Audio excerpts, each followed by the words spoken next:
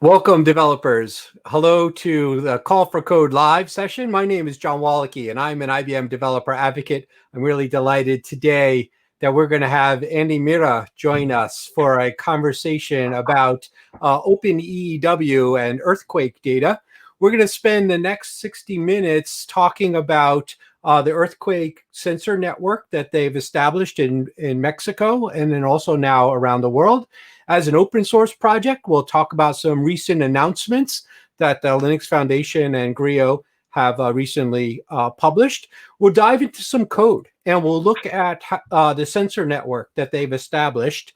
We'll plot some of the data and look at the real-time quake information coming off of the IoT sensors that they've deployed around the world. Then we're going to dive into some historic data sets and look at some of the big ones, the big earthquakes over time, and we'll pick some historic dates out of the history of the OpenEEW data set. So I'm really delighted. Andy, thank you for joining us today. Tell us a little bit about OpenEEW and Grillo's history. Sure. Thanks, John, and delighted to be here. I think this is a really exciting moment because it's taken a long time to get to this place, and I think this is a very very important project. So, to give a little bit of background, we're fascinated by earthquakes, and so I'm right now in Mexico City, and everybody who works on the Grillo side is also here. Mostly, and so we know what it's like when the shaking starts and the fear that you get. And I personally was living in Haiti in 2010, so I have another historic memory of what earthquakes really mean. And it really is for the people who don't live in these sort of places. I mean, Californians perhaps, but you know, for people who don't understand, it's something you live with every day. It's an anxiety. You never know when it's going to happen. You never know if your building will fall down. This is a real fear that we have, especially in the developing world, with construction being the way it is. So that was the problem. And then the solution really is technology. You can't predict earthquakes. You don't know what's going to happen in the future, but you can detect them. So when the shaking starts, you can have a sensor, and we can go into the hardware later on, and immediately you can say, oh, something is happening. And then in the cloud, somewhere else, you can turn that into a you can determine if it's an earthquake, and then you can tell people before they get the shaking. So that's what we do. And OpenEEW is just the open source version. So I understand. So once the shaking starts at the epicenter, it moves through the earth, typically deep down inside the earth. And then by the time the shake gets to the sensor, maybe by the time it gets to Mexico City or the next sensor or where I happen to be living, I've got a couple of seconds, maybe 10, 15 seconds to get that alert and find some safety. Yeah, that's right. So actually, the fundamentals, the way you described it, haven't changed. I mean, someone in California in 1900 thought of it in San Francisco. It hasn't changed. What's changed is the technology that enables this to happen. And not many people know this, but earthquakes are not incredibly fast. I mean, they're fast, but we're talking 3.5 kilometers a second. It's a variable, but you know, light travels faster. So if you can send something through the internet, you're going to beat the waves of the earthquake before they get to you. So like you said, 15 seconds. Actually, in Mexico, if we get an earthquake in Oaxaca, we can get 90 seconds. So the distance to the epicenter determines how long you have before that wave catches up with you. Which is exactly the reason why Call for Code really sees your project and the OpenEEW open source program as a great opportunity for tech for good, our ability to step in, step forward, and build solutions that really matter, save some lives down the road. Now, last week, there was a big announcement. I'm going to pull my screen up, and I wanted to talk a little bit about Call for Code, and then also what you announced last week. So part of Call for Code is now that the competition 2020 is closed 2 weeks ago, we are now doing judging and working towards our big announcement of the winner in October. But we are going to use the period for the next 2 months to talk about some really important projects, open source projects with the Linux Foundation, with the United Nations Human Rights Organization, and really ask developers to join us to help you and help the OpenEEW project really grow. And we want developers and people to come join us, into the project. And so it really was great to have you work with IBM, work with the Linux Foundation, and make some big announcements. So last week, there was a whole variety of press articles. So you want to tell us about the Linux Foundation announcements? Sure. I think so. So one of the greatest things that happened to our project really was joining with IBM, and I'm not just saying that because you're from IBM. It sort of gave us a view as to what open source could do for the project. I think we hadn't fully explored that, but now that we have been talking with you and your team, I think we came to realize that there is if what we're really trying to do is save lives, then by working with the Linux Foundation and your team, we can reach many more people, because the open source solution is going to give us that. So I think what happened last week with all of these articles is people latched onto the fact that here's a solution which anyone can deploy. This is not something which is going to sit in a GitHub somewhere. This is something which you can action today. There's sensors, there's software, there's alarm systems, and all of this now sits with the Linux Foundation. It's hosted by them through their partnership with Call for Code. And this is just great, because we now have a lot of people in different countries. We can talk about this later. We have people in all sorts of places in the world, as of last week, engaging with OpenEEW. Yeah, it's great just to see developers jump in. I think you've grown your community quite a bit in the last 2 weeks' time. So really delighted. And we're going to help continue that momentum over the next several weeks. And towards the end of this program, we're going to invite everyone to join the Slack channel, visit the openeew.com website, and learn more about the project and hopefully become contributors to OpenEEW. So there's two parts of this, and I wanted you to talk a little bit about the sensors, a little bit about the network, and then a little bit about the seismology and the detection early warning system. So tell us about the sensors for a minute. Sure. So the sensors, we've gone through some iterations here, because we've been trying to develop sensors for years. And initially, with the support of USAID, they had a development grant that we benefited from. And so initially, I've actually got some. I can even show this. Oh yeah, do you got one? Yeah. So all right. I mean, there are many more, but I'm just going to show you three. So very, very early on, we went for Raspberry Pis. It seemed like the most sensible solution. None of us were really hardware people, so we just created little boards that plugged into a Raspberry Pi. Yeah, show us that in big screen. That would be really cool to see that one in big screen. Yeah, can you see? Oh, right. Yeah, that's really cool. So that was the first iteration with a Raspberry Pi. Now, yeah. But then you started to get to microcontrollers, right? Faster. Yeah. We felt comfortable with the Raspberry Pi because Python. So we liked programming in Python, and we wrote libraries. So one of the first tasks is, what accelerometer do you use? Because the key to detecting earthquakes is the accelerometer. And so the reason any of this is happening right now is because really smartphones and the accelerometer in your smartphone is what we call a MEMS accelerometer. And these have really got much better, I think, because of smartphones. And so we explored a lot. What we were curious about was, could we use today's accelerometers, to detect earthquakes sufficiently well enough to trigger an alert eventually? And the price of sensors has come down too. Those are not expensive any longer.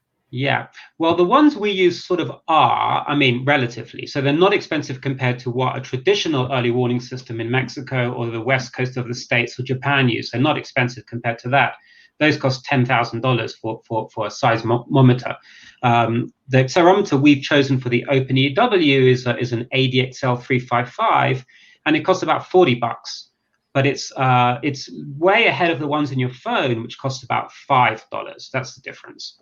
So anyway, so that basically, that little accelerometer, which is this chip over here, that there is doing all the work. So what that's doing is every second, it's recording X, Y, and Z axis accelerations. Actually, it's recording 125 on each axis every second. And at the end of that second, it then packages it up and sends it to the cloud. And whilst that's happening, it's buffering the next set of accelerations. So every second we're getting the last second's worth of accelerations. And then in the cloud, we just run algorithms and we just say, is this an earthquake? So that was the very first one, was the Raspberry Pi. We did all sorts of other sort of handmade. We just made our little boards and just like plugged things into a little GPS module and a ESP32. And then sort of later iterations were sort of more customized, where we actually had our own boards where we plugged things into. We always felt comfortable now with the ESP32, and there's an Ethernet which we're trying to debug actually at the moment. But we've always kept the same sensor because we now have several years worth of data from that sensor. And this is the last part of this fantastic resource that we're providing here, because people can use over a terabyte of data, including magnitude 7 earthquakes from this chip, which we're now hosting as an open data set. And then any detections systems they develop from that can be reapplied back to this project. So they can deploy in Nepal or Ecuador using what they've learned from the data set we've already collected for them. That's really cool. So it's, you mentioned the ESP32, pretty common chipset. So firmware, writing the firmware is pretty straightforward. So me as an IoT Edge developer, I've done lots of ESP8266, ESP32 applications. And so I was, really delighted I could both jump in from a firmware to help, and many developers have those skills too. So we'd love to, invite everyone to come and look at the firmware. You've got some great work underway with your PCB. So, trying to design a low cost device. Now you've got a partnership. We've just brought in Arrow. Want to talk about that for a minute? Right. Yeah. So Arrow have been great. What we've realized is that every region has a different connectivity requirement, or every project. So we're talking with folks right now in Chile, in different parts of Chile, actually, in New Zealand. There's many countries, and all of these people say different things. Some people want to deploy sensors in urban areas. Remember, the sensors need to go where the earthquake is happening, not necessarily where the alerts need to go to. Not everybody appreciates this. And so what happens is earthquakes don't always start where we want them to, and often they'll be starting in a little rural community with poor internet or some other issue. And so in some cases, what we're trying to do is use a cellular version. So Arrow is helping us develop a cellular version, and we're trying to make it in a modular way so that we could change the radio for something else. We're exploring LoRa, but we can go into why LoRa might not be the best solution in terms of how frequently you can send messages, because earthquakes change very rapidly and you want to constantly send people. And you've got a pretty speedy data set you're trying to push up to the cloud so we can get those alerts in almost real time. Right. So there was a question from our audience coming in from YouTube. And so thank you, George, for asking. He asked if there was a difference between the accelerometer sensors that you use and the MEMS sensors that you would find in your phone, sensitivity-wise. Right. In the phone, yeah. So there are. So we've tested both of them, and I think we've tested lots of them, and I think ours is unique. There's not many in the price range that ours sits in. We're at the top. There's one more called Colibris, which is different. So really, there's the sort of your base level, which you have in the phone, which often include a gyroscope and some other things, and then you have a sort of mid-range level, which you might have in drones. And then you have ours, which is actually quite specialized, and it was developed specifically by analog devices for structural monitoring, for example. It's very specialized. And so with ours, for example, you can capture earthquakes that are 300 kilometers away. We've recorded these sort of things. On the small ones, on the cheap ones in your phone, you really can only detect earthquakes that a human being can feel. So, if you can't feel it as a human being, your phone probably can't get it. Whereas with the sensors we're using, we can get ones that you can't feel. That's really the big difference. Okay. All right. Let's jump to my screen, and we'll talk about. I want to learn a little bit more about Grillo and the history, and then now the open source project. And I promised the audience that we're going to do some coding. So we're going to watch the clock. And so tell us about. So Grillo started this right before you were an open source project. And so walk us through the history.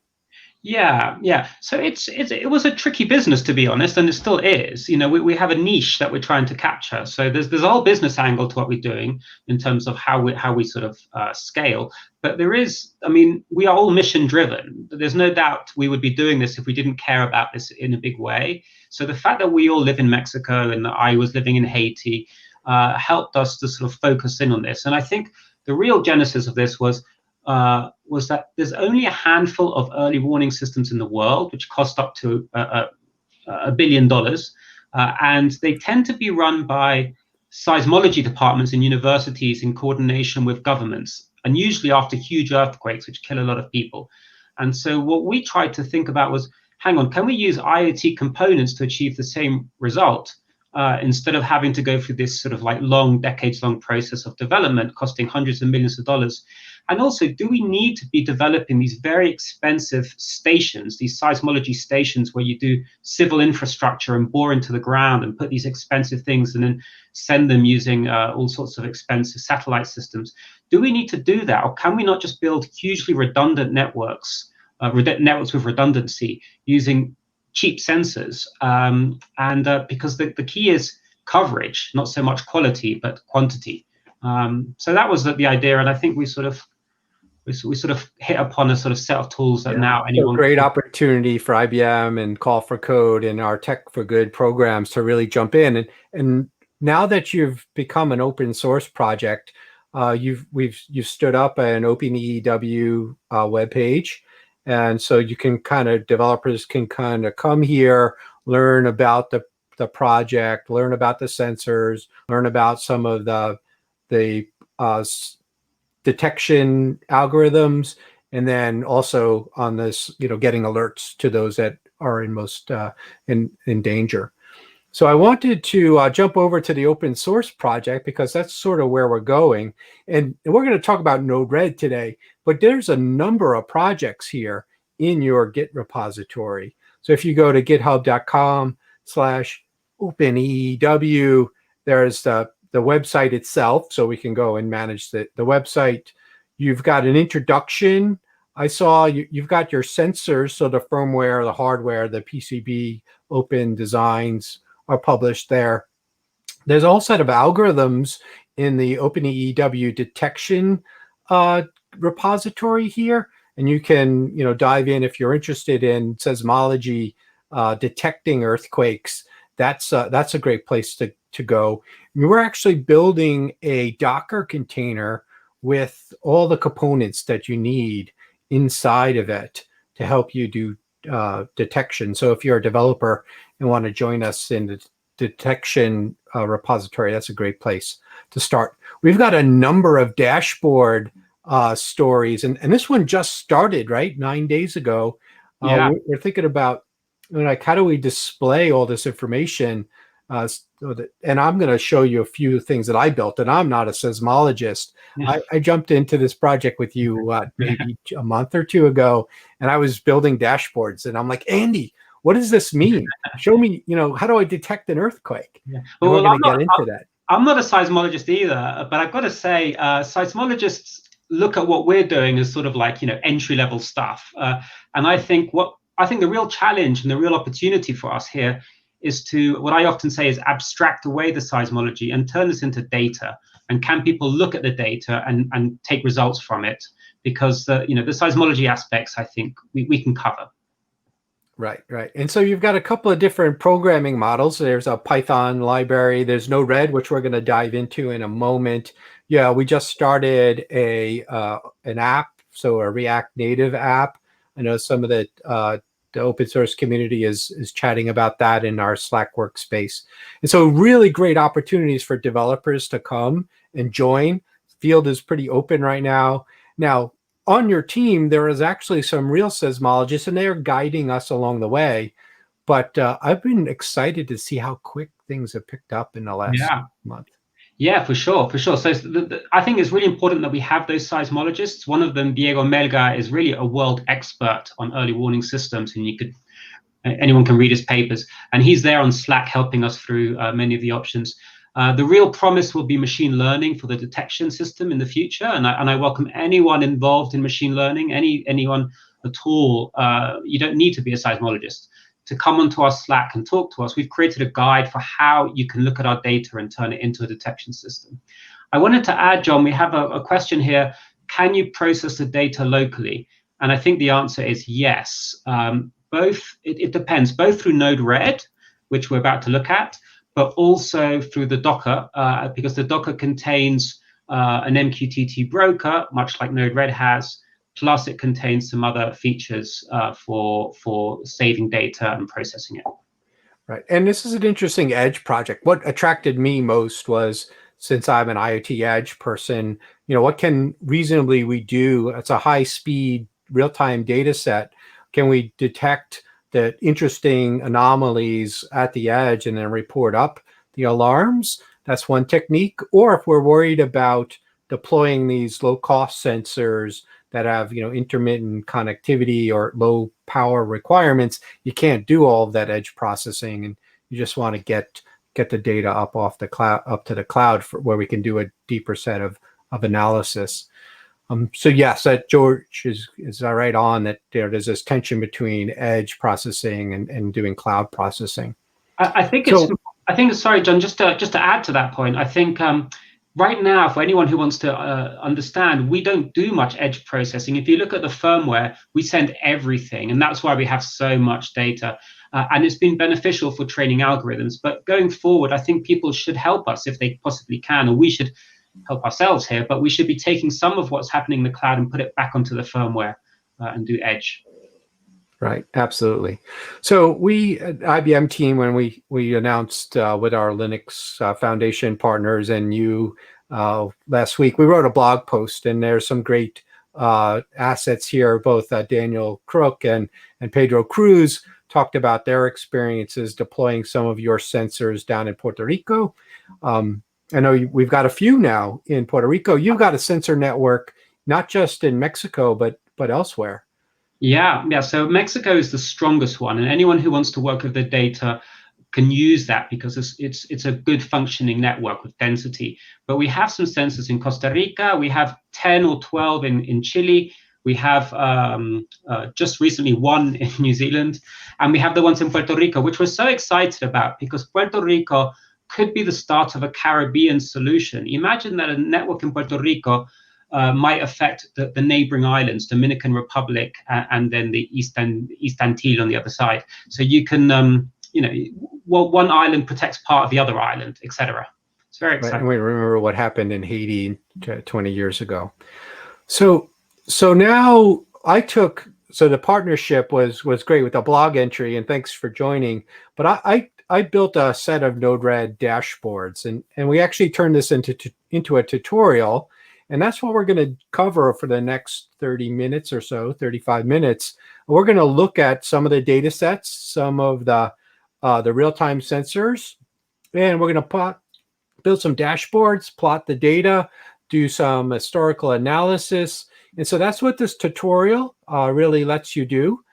So I've got a step-by-step set of instructions, both here on developer.ibm.com, but then also in that Git repository, which we're going to dive to. And I've got a little GIF here that shows you as I selected an earthquake a couple of years ago. I think this was a 2018 earthquake. We're going to dive into this one.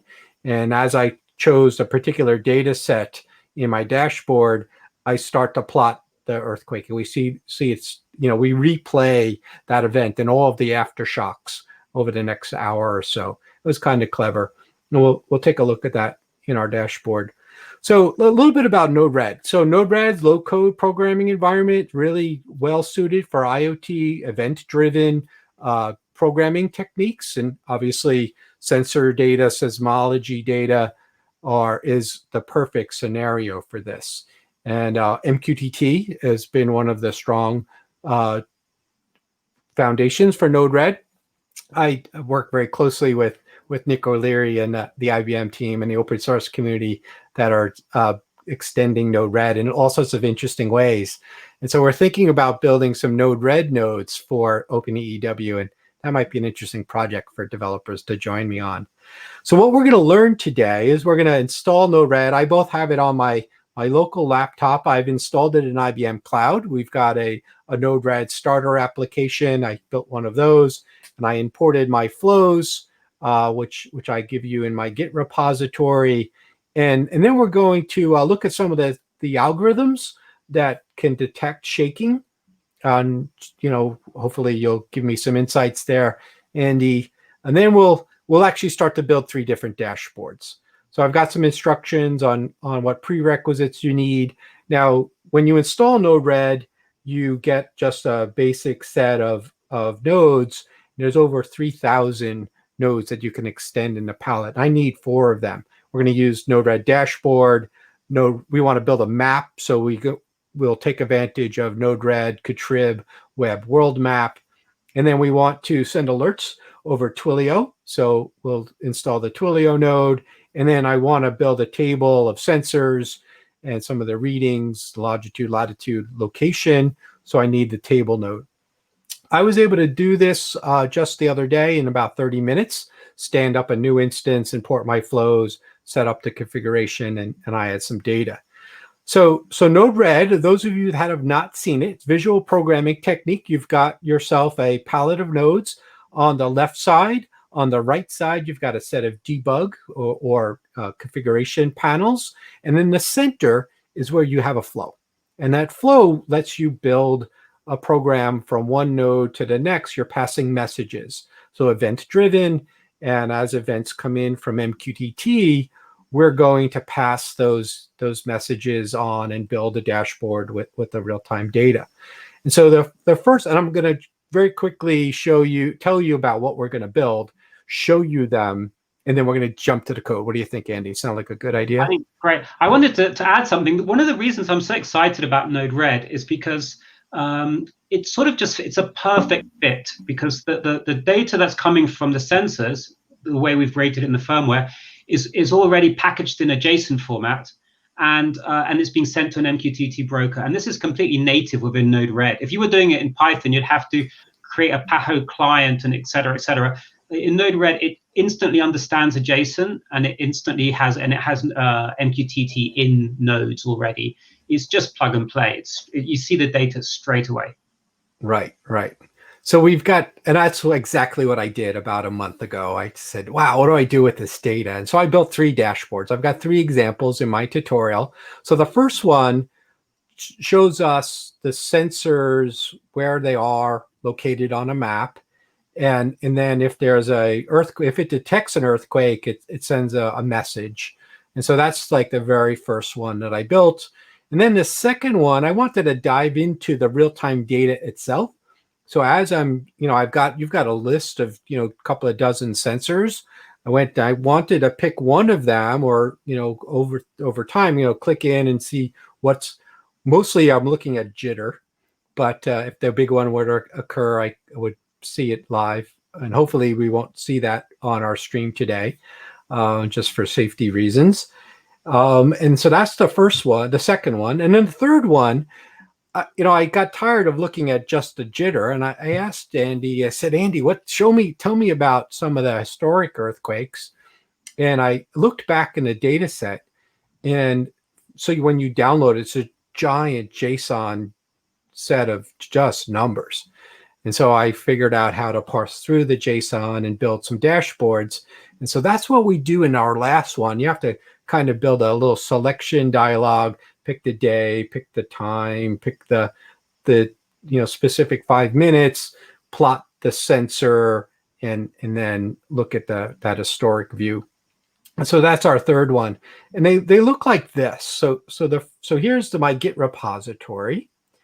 And so let's go take a look at some of them, because I've got them kind of open here. So that's the second one. Sorry, guys. I wanted to show you the first one. So the first one drops a bunch of pins on a map. And if things are good, they're all green. If a sensor goes offline, I turn it black with a little exclamation warning symbol in it. And then if there's an earthquake detected, I turn it red.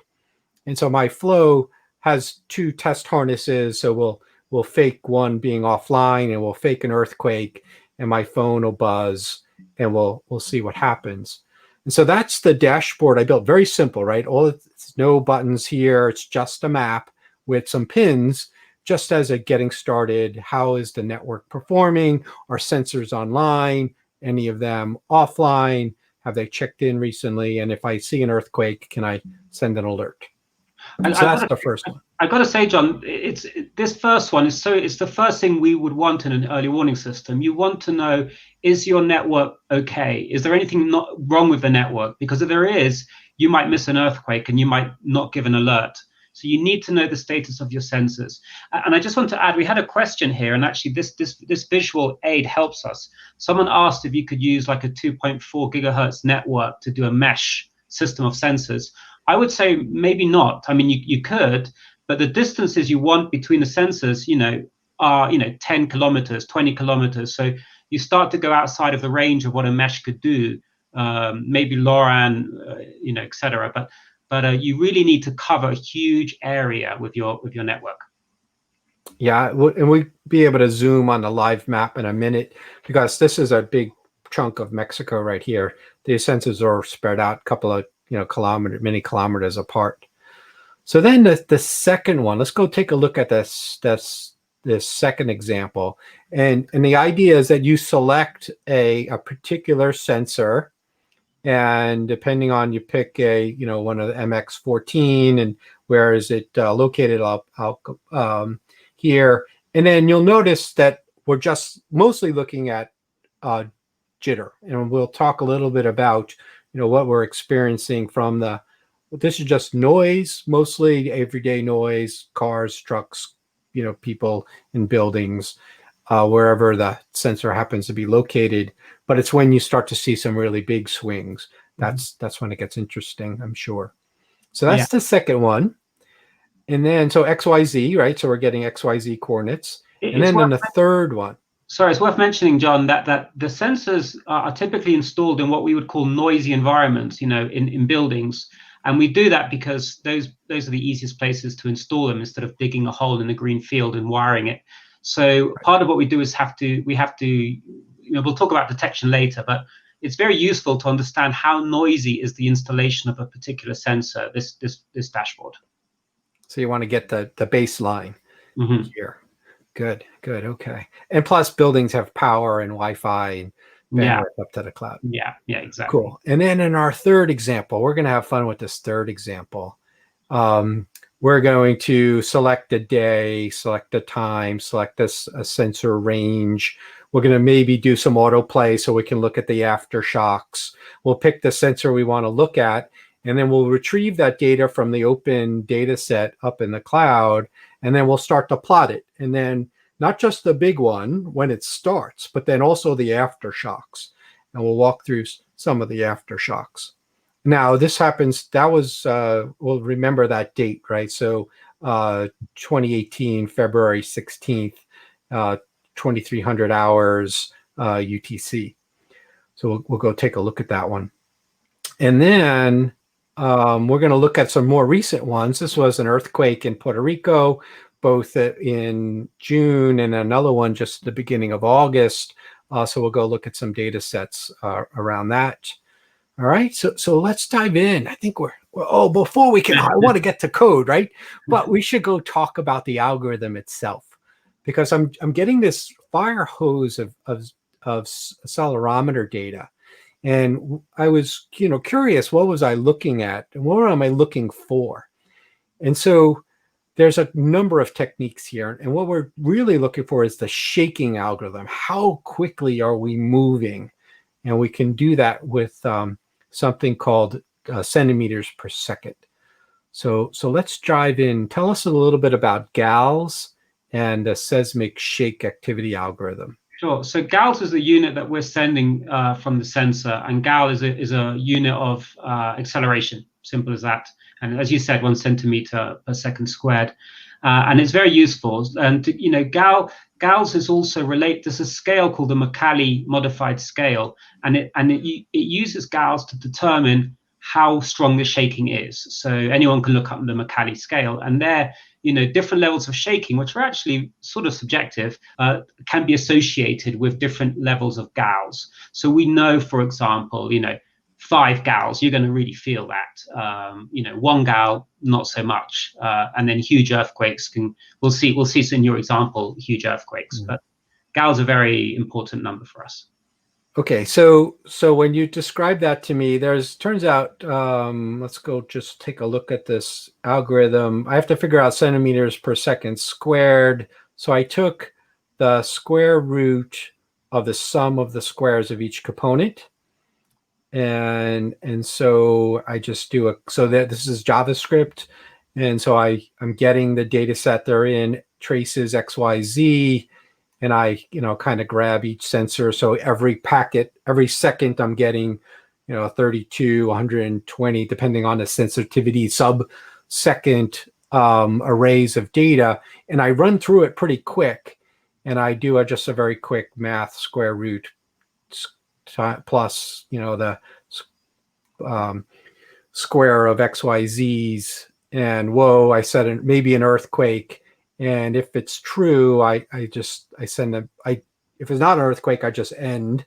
If it is an earthquake, I send a message on to do some alerts.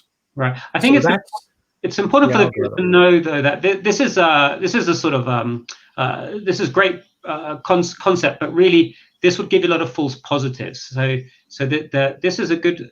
I think up to the point where we have a threshold value of 3. This is how you determine the peak acceleration value by making everything positive and by combining the different axes. Sometimes you don't want to use the z-axis so much because it can be a big earthquake underneath the sensor. So there's fine tuning here, but in principle, this is a great way to understand if your sensor has reached a certain threshold of acceleration. Okay.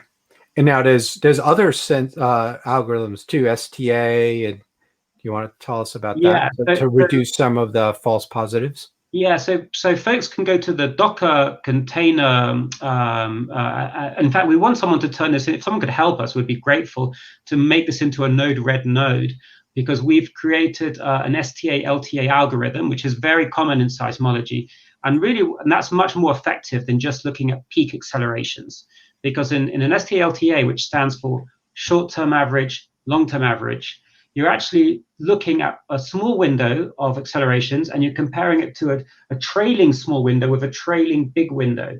And so what that means is you might have every second, which is the frequency of the sensor messages, every second you're taking that short-term window and you're comparing it to the last 10 seconds that you've buffered of that same sensor. And the comparison between the two samples, the 10 second and the 1 second, you get there's a ratio there, and that is the STA-LTA value. Now that's a very good way to know if it's really an earthquake or some other anomaly, like someone slamming a door, for example. And so what we often do is we often combine the two. So we might start filtering through STA-LTA, and if we've determined an earthquake has happened in the last second, that's when we go to the next algorithm and just look at the peak accelerations. Okay, I think we should go look at some code because we've got 20 minutes left, and I promised folks that we'd go learn about some code here. And so remember this first little dashboard. I'll show it to you live. This one's live. It dropped a bunch of pins. Everything is green on our network right now. And so the way this works is, so those of you that have seen Node-RED before, if you can follow a flow chart, you can follow a Node-RED flow. And so start at the top. So the first section, so Node-RED 1.1 just introduced this concept of groups. And so it's a great teaching technique. So I've kind of blocked our little example here into 4 different chunks of Node-RED flow. In the first section, we just need to drop a bunch of pins. We know this, so it's an init, so it's starting program to initialize. We wait for the map to get ready, so we're going to wait about 10 seconds for the map to be ready for pins. And then we've got a template node here of all the sensors. So the ID of the sensor, the lat long, and the location. And we're going to do a couple of things with that. We're going to use a split node here. So this is a CSV, and we're going to split that into a message per row. So remember, Node-RED is a message-driven event processing graphical user experience. And so I'm going to take that list of several dozen sensors and fire off several dozen nodes, several dozen messages. And for each of the messages, even though there's one wire right there, I'm actually getting several dozen out of this CSV node, and I'm passing it to a change node. And what I'm going to do is I want the icon on our little map to be a little graph. I want it to be green. I name it the device ID, so MX006. I set the layer so I can clear the layer and reset the layer if I need to. And then I'm going to delete any of the offline if we've got a set of globals, and so I've got an offline array and an array of sensors, a set of objects, and so that's the change node. And so I send it to the map here. Now I pre-configure the map, sort of center it right on the middle of Mexico, very close to Mexico City. I found some coordinates there. I set a zoom level. I wanted a terrain map, so sure to show the mountain ranges and maybe as an indication of where possibly we know that earthquakes over many eons have caused possibly the mountains to rise. So that's the map itself, and I gave it a name. It's OpenEEW. It could be anything. So that was kind of easy. So now that's all this top little section does is paints all the green icons. All right, so now the second section. So we want to know when a sensor is offline or online. And so what I've done is I've built an array of sensors as I'm getting reports from the MQTT feed. I want to remember the last time that sensor checked in. And so every 30 seconds, I'm going to do an inject node. And so every 5 seconds, I'm going to send a true. Hey, are you there? And I'm going to send it to a function node. I'm going to write a little bit of JavaScript. And I go and I get the two arrays. So one of them is the offline array, and the other one is a list of objects called sensors. And then I figure if they haven't checked in 30 seconds or more, then maybe something's offline. And so I found which one is offline. I push it to my offline array, and I send a message down the path. And so that's the node send. Else, maybe it was previously offline and now it's back. So I want to change it from black to green. Maybe it lost connectivity for a second. Maybe someone hit the power button. And so I want to reset from black to green. And so that's what this else does here. And then we're done. So that's sort of that little algorithm to figure out whether a sensor is active or not. It's offline. And then I send it to another little function node, and I change the icon to black and the little triangle or green, depending on it. And I reset the timestamps, and I pass that information over to our map, and we can decide. So I'm going to press the button now. So we're going to fake that a sensor is down. And all I did was change one of the arrays here so that I'm forcing this sensor. And we have to wait 30 seconds before the sensor goes from, it happens to be this one right in the middle. And so this one is sort of a fake sensor. I added it, Andy, to your network so that I can show on the display here. It's not really a sensor. It just happens to be my honeypot. And so in 30 seconds, this will go from green to, there it is, black, right? So now it hasn't checked in the last 30 seconds. And so now that sensor is offline. Okay, so we haven't done anything with the real-time data set other than we're looking for the last seen value. So what we're going to do next, and you'll notice that this is an MQTT node, and I've got it disabled simply because I want to show the examples without getting some conflicts. So let's go enable this one. And I'm listening on a particular MQTT broker. And so I've configured, Andy was good enough to share some of his certificates with me, so I can go and follow this particular MQTT broker. And let's go and deploy that. And so now we see it's connected, and I'm just going to clear the debug on the side. And I'm going to turn on this debug node here. And so now you see this is really racing past here. Let's go. This is like way too much data. Because so every second I'm getting dozens of sensors are reporting in every second. And so now I've got, here's MX14. It's sent an array, and there's XYZ. There's 32 sub-second data sets here. There's 32 of those. Y, there's 32 of those. Now here's another sensor, MX007. It too has a whole set of traces with a whole set of noise mostly. And so I'm getting that. And the only thing I'm doing in this last scene is checking the timestamp. I'm going to remember that timestamp because I want to remember the last time that sensor checked in. And if it's checked in, it stays green. If it hasn't checked in 30 seconds, it turns black. So that's sort of the third little section of code. Now the fourth section is sort of where some of the fun happens here. And so I remember that algorithm that we talked about. The algorithm is alert on a possible earthquake. And so there's that algorithm. I'm looking for gals, and I do the square root of the XYZ squared, add them up.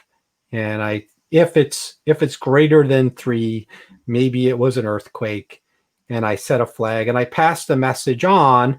So the first thing I want to do is I want to drop a message on. I turn it red, right? And I basically turn that icon red on our map. But I also want to send myself an alert because that's really important.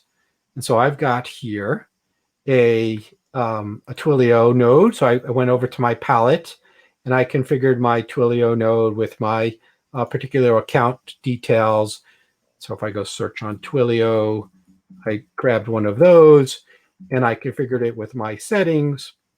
And let's go fake an earthquake because I don't think an earthquake's going to happen in the next couple of seconds. So I've got my phone here, and maybe I'll put it near maybe you'll hear it beep. So let's go fake an earthquake. And hopefully you heard that. And let's go take a look. Did you hear it, Andy? Yeah, I heard it. Yeah. So that was like a second while it came. Remember, this is deployed in IBM Cloud. So I'm getting the data from that sensor up to the AWS MQTT broker, over to the IBM Cloud, to the Node-RED app, to here on my laptop, and then sending the alert over to Twilio to my phone to my basement. And if I had gotten one of these, I would have run for the door. I'd love to say as well, John, is that if you were, for example, in Mexico City, in this example, then that red square in Acapulco would have given you more, almost a minute of advance warning, because that's how long it takes to get to where you'd be. So it's very, very valuable that the whole. So in a minute's time, you can not just send a text, but you might want to have a audio alerts, lights, sirens, get to the door, get out of the elevator, find somewhere safe, escape your dwelling, and find some safety, right? So when I was looking at your Node-RED flow, for me, the most exciting thing happens at the very end with that Twilio. But that Twilio node could be so many things. It could be, I know that there's actually a sort of push notification for Firebase node, or you could have even an MQTT out node, which then connects to a device that you might have in your home, or an elevator, or you might have a relay switch that turns something on or off in your home. There's so much that could happen instead of that last node, or as well as that last node. Right. Great. All right, let's go look at our next example here. So our next example is the seismic activity. And I don't know if I've got it set up. So here we go. It looks like I was looking at this earlier. And so I get to pick a sensor. And so let's, I don't know, I typically follow one of those maybe. So here's MX8, and we just have a switch node, and I just wanted to on off. So let's go turn it on. And so now we've got ourselves an on. So we're just going to start to get data. Of course, maybe that one's not online. Let's go see. Oh, wait, Andy, I know what I didn't do. You have to refresh, no? No, I have to, in my node here, you see I've got it disabled. So I didn't want to take everyone to the flow just yet. But I'm going to go turn this one on, and I'm going to go disable the other one just so that we're not messing around with two of them doing the same thing. Let's go disable the first flow and enable the second one. We're going to deploy that Node-RED update. And now let's go over to our seismic activity. Let's go pick a sensor. See here we're getting data. So now this is near real time. I wouldn't say it's real time. It's about a 1 second delay, 1.5 second, 2 second delay. But then I'm plotting different sensors. I can go pick a different one. Let's go pick a 8. I wanted to show you 8 earlier. So there's. Can I say, in the world of seismology, this is magical because seismological national agencies spend a lot of money trying to get very similar results, because for them getting this latency down to what you've achieved on this flow is really hard work and requires a huge investment. Yeah, and it was really, so let's go look at the code because it was really pretty simple. So I'm going to just turn it off and let's jump over to the code. So 3 sections here. Actually stupid simple, right? The first section is a switch node. And I've got in my palette down at the bottom here, Node-RED has a whole set of dashboard widgets. And so I grabbed a switch node, and all that switch does is turn on and off whether I want to plot or not plot. And I set a flag, and that's it. And then the second node, it's a one-time configure. So I load all the sensors into that table. Remember, I've got the table of sensors here, so you can select any one of these sensors, both in Mexico or in Puerto Rico, down at the bottom. So I've got myself, and remember, it's the same technique I used, a template node with all of their longitude, latitude, and the names of the sensors. I use a CSV node to split that. I load them into a table, and then if I change the sensor, let's just make this a little smaller so we can see the rest of it. And I display which sensor is selected. And if I change a different from one sensor to another, I just zero the graph so that we're looking at one data set only. Now in the bottom section, that's where the real work is happening. So I'm listening to, you'll notice the plus sign there. So I'm getting all of the sensors, all of the data. And the first thing I want to know is, do I have it switched on? And so if it's true, continue. Otherwise, just end the flow right there, because this is an event-driven programming technique. And I want to end the messages as quickly as possible. If no one's looking, I don't do anything. The next one is I want to go filter on the particular sensor. So I'm getting data from all of the sensors down in the sensor network. And I'm going to go select specifically the one I chose in the table. I split that into X, Y, and Z. And so now I've got, all I really do is I go grab the particular object here. And I'm going to take that sensor, right? I'm getting 32 of them. And so now I've got 32 sensor readings per second for X, for Y, for Z. And I found, Andy, just crushing the chart with 32 per second, sub-second, just didn't make any sense. So I just kind of use a rate limit here, and I rate limit them to 15 messages per second, which is plenty of data. We could crank that up if I wanted to, not necessary. And then I just drop that on a chart. All I'm doing at that point, I didn't do any type of manipulation of the data. Well, I figured out what the data sets were, and I just let the chart plot time series data. Just one question, John. Sorry, I just saw when you clicked on the X node there, you had like the 0 array. Do Are you grabbing all 3 of the nested arrays, or does it just grab the first one? So let's go take a look. Let's go turn on this node here. We'll deploy that, and let's go and go take a look. I'm going to turn it on for a second. So here's how we would debug this, Andy. Good question. So let's go over to our seismology. We'll pick one there, and let's go turn it on for a couple seconds. So now we're getting some data sets. All right, let's go see what we're getting. Let's go take a look here. So we got ourselves an array, and we only got one. So it's an array of one. Right. Okay. I'm sorry. Right. Yeah. And so here's the X 32 subsecond, Y 32 subsecond, Z 32 sec. Sorry, apologies. Because we have another sample rate for the sensor in Puerto Rico with more than one. So that's right. Yeah. My mistake. Okay. Yeah. All right. So that's the second one. So let's go look at. So I'm leaving the last one for our finale here, and I want to go look at our Quake Playback. Okay. So the Quake Playback. So after you look at jitter for a while and you're waiting for the earthquake to happen, and you want to go look at, and you want to study maybe some of the historic earthquakes, and it just so happens that the data set is huge. You've got so much data here. Terabyte, I think you said? Over a terabyte, yeah. And thousands of earthquakes now.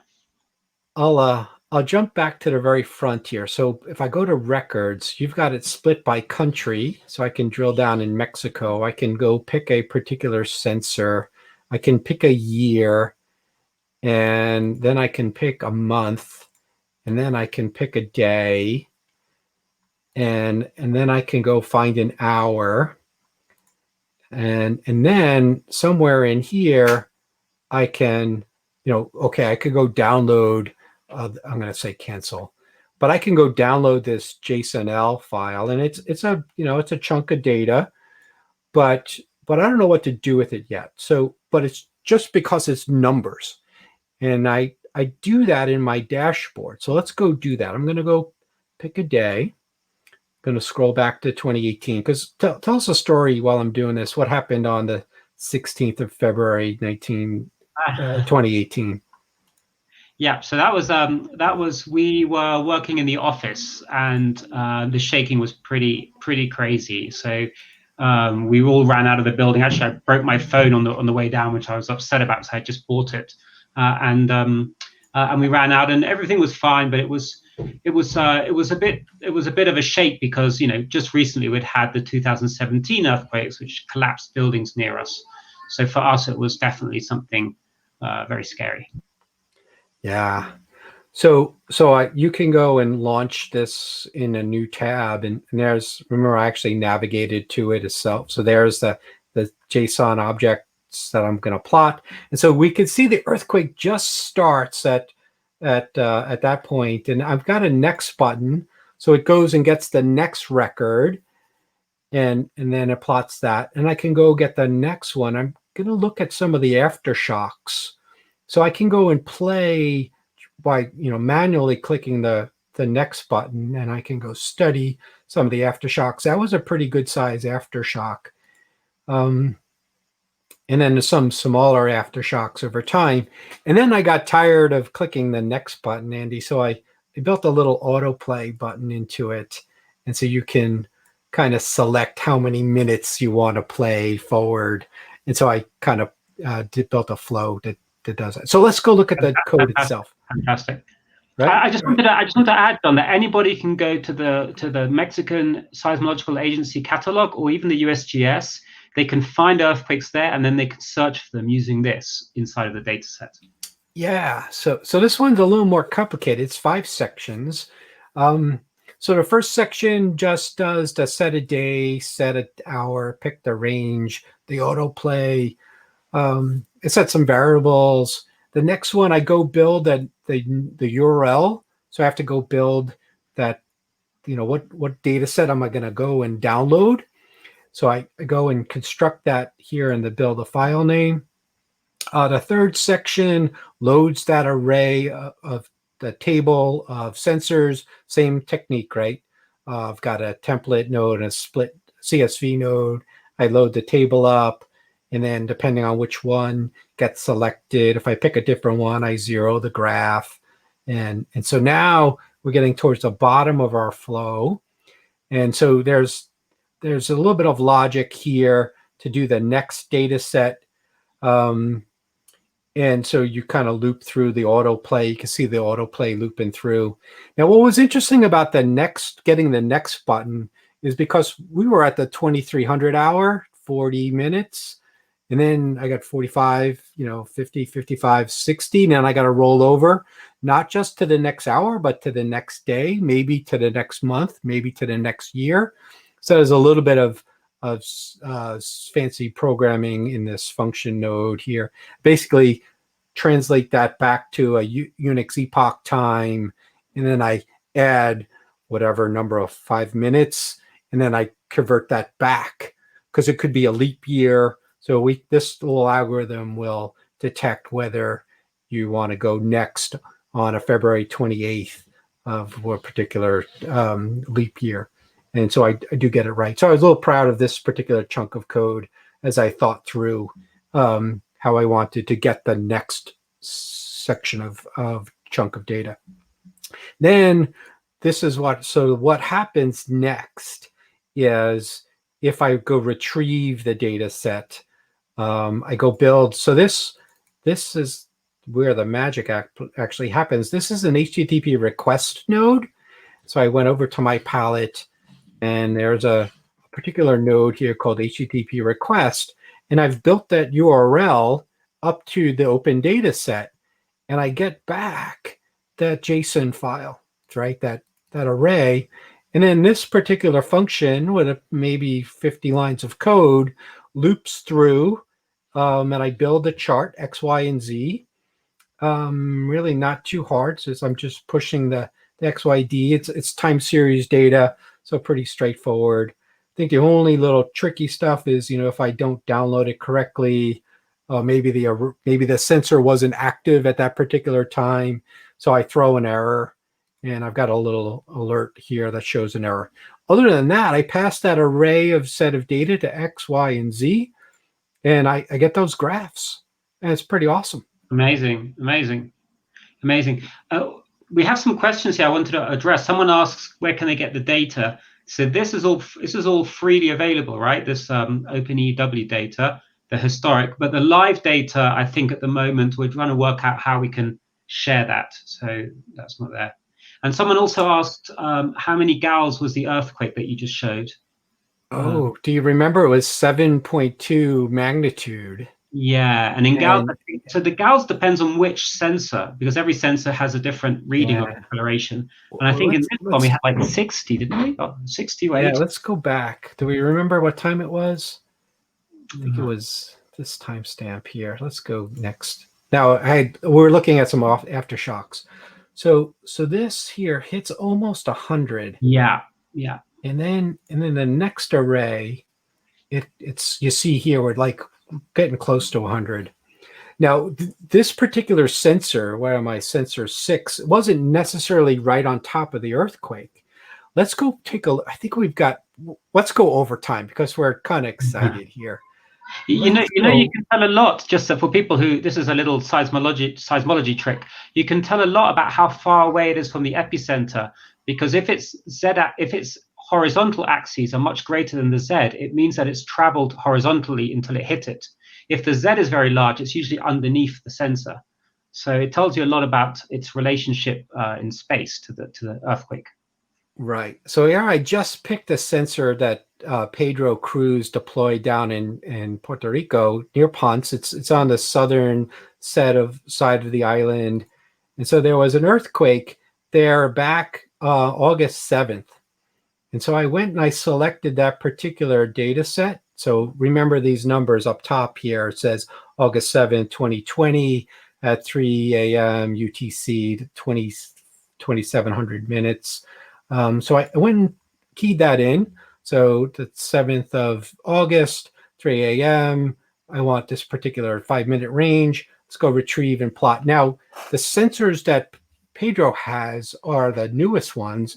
We're getting 120 sub-second arrays. So I got a lot more data here to plot. And you'll notice that Node-RED kind of chokes for a second, but it'll come back, hopefully. And so there it is. And you'll notice that one like hit over 100. So we were really close. That sensor was really close to where that earthquake was. Yeah, exactly. And I'm just getting crushed by the amount of sensor data that particular sensor is. Yeah, for people to know, the sensor firmware allows you to swap between the two sample rates, and I think we don't need to have this much. We did it for another project. We can turn it back to 31. Yeah. So I'm trying to plot like 32,000 records here. Very cool. So that is some Node-RED dashboards, and all of this code is available in that tutorial, but it's also available. Let me just go find my. So first, jump up to developer.ibm.com. You can search on earthquake and read through the instructions, or you can come to the Git repository. I'll just jump up to the top. It's OpenEEW OpenEEW-Node-RED. It's in the Git repository there. And so we encourage you guys to join us, and maybe you want to contribute or make these flows better. We talked about, we've got chores that we've asked developers to come and join us. So if you want to work with me to build a Node-RED OpenEEW node, would love to do that with you in Node-RED. But we've got some Python chores and some Docker chores and some detection chores. We'd love to have developers come and join us. Let's go talk about Slack, because we're doing a lot right now in Slack, right? Yeah. So we have a thriving community there where we've separated the channels into really the almost like the skill sets. So that, there's people there doing, people can actually go to the networks, which is interesting. And that's what people come to say, hey, I'm in Chile, I want to build a network. And so, we'll have seismologists jump in and say, hey, why don't you think about this? Then in the detection, we talk about the Docker system we've been creating and algorithms for detection. In Node-RED, well, that's self-explanatory. In the dashboard, we talk about Grafana, which we've used as well, but we're starting to develop. There's someone here who's being fantastic, in Ryan, who's talking about using the IBM open source carbon system. We're very excited about for a new dashboard. And then we have seismology, which is sort of general seismology stuff. And in the sensors, we go into the hardware. So, please join. We're very much welcoming of anybody who can help. Yes. So Andy, this was awesome. I'm really amazed at this community and the partnership we have with you and your team. Really looking forward to seeing what this open source project can do together. Yeah. Any last thoughts before we wrap up? I know we're over. No, I think you've given a lot to think about there. I would say, just in terms of Node-RED, just in this area, we would love for someone to come along and build us additional blocks for detection, because then you have an out-of-the-box detection system. So an STLTA node. Please come and do that. But also maybe someone can use what you've done for the simulation and make it so that it's real time. So you don't have to have the MQTT node. Just use the historic and play it back and work with that as a real flow. There's so many things that can be done there. We're pretty excited. I'd love to mentor any developers through that. So let's wrap up. I really appreciate you just joining us for the last 70 minutes or so. We're going to close our session. I don't think there's any more questions, and thanks for joining. One last question. How long did it take you to develop the flows, John? Oh, so a lot of little tiny tweaks and iterations on UX, but the actual core, I built the first one in like an hour because I know how to manipulate the maps. I built the second one. I had to learn remember the second flow, I was learning about some of the algorithms and how to parse the data. So that one maybe took 3-4 hours, and the last one was a lot of UX, and I've iterated over the last week or two, couple of times. So yeah, add it all up, maybe a day. Amazing. Amazing. Thank you for having me on here, and I'm excited. Thank you, Andy.